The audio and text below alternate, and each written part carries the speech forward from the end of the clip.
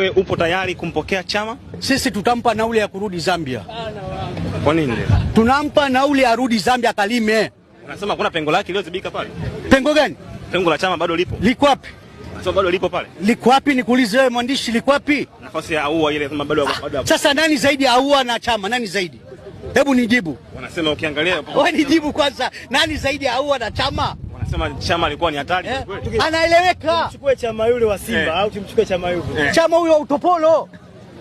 Sisi tuko tayari kumchangia nauli narudia akarudi Zambia. Ila nampenda. Hatumtaki hata bure.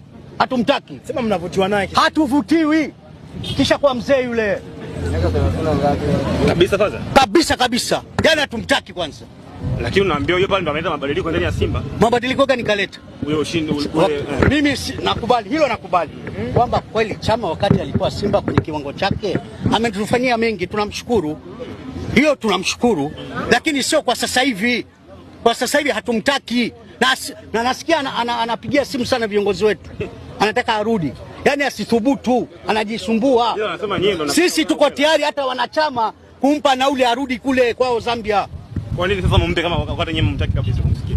Si tuna arudi akalime. Pengine hata naule maskini utopola wampi. Ikitokea viongozi wameruhusu kurejea kwake.